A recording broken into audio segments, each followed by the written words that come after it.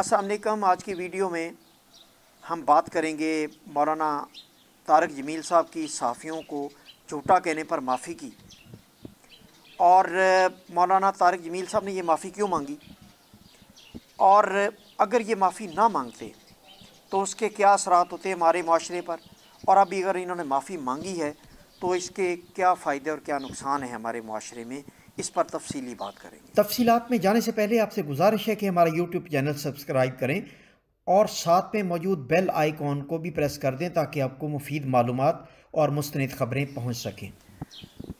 पिछले दिनों टेलीथॉन में जनाब वज़ीर आज़म पाकिस्तान इमरान खान भी लाइव थे, और मौलाना तारिक जमील साहब ने दुआ में पाकिस्तानी मीडिया हाउसेस और सहाफ़ियों के बारे में सच ना बोलने का और झूठ का प्रचार करने का दुआ में एक फ़िक्रा शामिल किया, जिसके बाद मौलाना तारिक जमील साहब एक बहादुर और सच्चे इंसान होने के नाते खुलकर सामने आए। अब ये फ़िक्रा ना तो कोई हुकूमती ओहदेदार कह सकता है, ना कोई सरकारी मुलाजिम कह सकता है, ना कोई आम आदमी ये कह सकता है। ये मौलाना तारिक जमील साहब को अल्लाह ताला ने तौफीक दी थी कि उन्होंने ये एक दुआ में, पूरी कौम लाइव ट्रांसमिशन देख रही थी, तमाम चैनल उसी ट्रांसमिशन में थे, तो उन्हें अल्लाह ताला ने तौफीक दी। फिर हुआ क्या, फिर चोर की दाढ़ी में तिनका के मुस्ताक तमाम वो नाम निहाद साफ़ी जिन्हें ये महसूस हुआ कि मौलाना तारिक जमील साहब ने उन्हें झूठा कहा है, वो मैराथन ट्रांसमिशन में 24 घंटे उनके ख़िलाफ़ जहर उगलने लगे।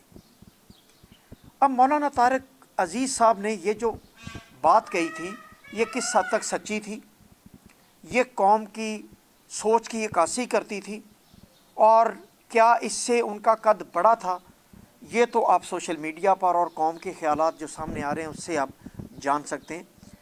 और बहुत जल्दी मौलाना तारिक साहब की माफ़ी नामे ने भी मौलाना तारिक जमील साहब की अकीदतमंदों और उनके चाहने वालों को सख्त मायूस किया।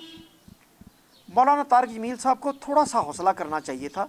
मौलाना तारिक जमील साहब दीन के मुबल्लिग हैं, वो सच का प्रचार करते हैं, वो सच को बोलने और फिर उस पर खड़े होने को दीन का रुकन कहते हैं। वो कहते हैं कि दीन हमारा इस्लाम कहता है कि ये सच बोलना चाहिए, सच्ची गवाही देनी चाहिए, भले उसके लिए गर्दन ही क्यों ना कट जाए।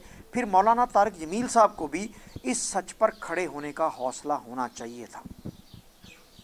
मौलाना तारिक जमील साहब ने 24 घंटे के अंदर अंदर ही गैर मशरूत माफ़ीनामा पेश कर दिया।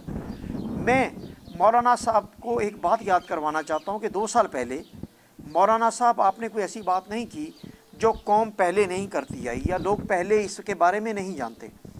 2 साल कबल मलिक रियाज साहब के बैंक अकाउंट से इन नाम निहाद और जो सो कॉल्ड सहाफ़ी और दानिशवर हैं, उनके बैंक अकाउंट्स की करोड़ों रुपए की ट्रांजैक्शन की तफसीलात आई थी, गाड़ियों की तफसीलात आई थी, बैरिया टाउन में घरों की तफसीलात आई थी, बैरून मुल्क दौरों की तफसीलात आई थी।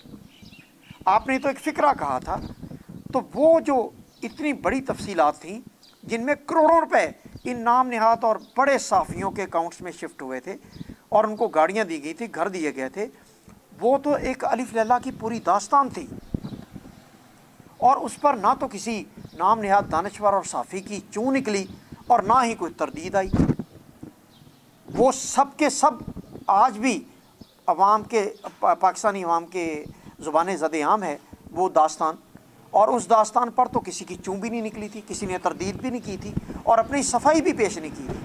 आपके एक फ़िक्रे पर सारे पिल पड़े आप पर, और आपने 24 घंटे के अंदर अंदर बहुत जल्दबाजी में आपने माफ़ीनामा भी पेश कर दिया। किसको पाकिस्तानी कौम में नहीं पता कि कौन कौन सा साफ़ी किस किस सियासी पार्टी से मंथलियाँ लेता है, किस किस सियासी पार्टी से गाड़ियाँ मिली हैं, किस किस सियासी पार्टी से वो नौकरियाँ और मराहत लेता है। ये किसी से मौलाना तारिक जमील साहब ढका छुपा नहीं था। आप एक दीन के मुबल्लिग थे, कौम में आपके अकीदतमंद भी हैं, आपके चाहने वाले भी और आपसे दीन सीखने वाले भी, सब के सब आपके माफ़ीनामे की वजह से मायूस हैं। और इस माफ़ीनामे में आपने बहुत जल्दबाजी का मुजाहरा किया। कम से कम इनको सफ़ा रहा हो कि कौम के सामने तो आ लेने देते कि ये कौन कौन है जो ये समझ रहे हैं कि मौलाना तारिक जमील साहब ने उनके राज का पर्दाफाश किया। तो अब आप दीन के मुबल्लिग होने के नाते उन मायूस अकीदतमंदों, अपने चाहने वालों और वो अफराद जो आपसे दीन की रहनुमाई लेते थे, उनको इस माफ़ीनामे का क्या जवाब देंगे? इस माफ़ीनामे पर जो सख्त मायूस हैं आपसे, जो आपको एक बहादुर और सच्चा इंसान समझते, जो जिनके दिल में आपकी इज़्ज़त और आपका एहतराम बढ़ गया था, उनको इस माफ़ीनामे के बारे में क्या कहेंगे? आप तो दीन की तबलीग देते हैं लोगों को, आप कहते हैं कि सच बोलें और फिर उसके ऊपर कायम रहें, भले गर्दन ही काट दी जाए। तो अब मौलाना साहब, आपको किसने मजबूर किया कि आप इतनी उजलत में माफ़ीनामा पेश कर दें और गैर मशरूत माफ़ीनामा पेश कर दें? मौलाना साहब, आपकी दीन की तबलीग के बरक्स आपने सच बोलकर उस पर जो माफ़ीनामा और गैर मशरूत माफ़ीनामा पेश किया है, आप खुदारा अपने चाहने वालों से, अपने अकीदतमंदों और आपसे दीन की तालीम लेने वाले अफराद से आपको नदामत होनी चाहिए और आपको अल्लाह ताला से इस सच पर कायम ना रहने की पादाश में माफ़ी मांगनी चाहिए। कहीं अल्लाह आपसे इस बात पर खफा ना हो जाए। आप एक लीडर हैं और एक रोल मॉडल हैं उन लोगों के लिए जो दीन की तालीम आपसे लेते हैं। बहुत शुक्रिया।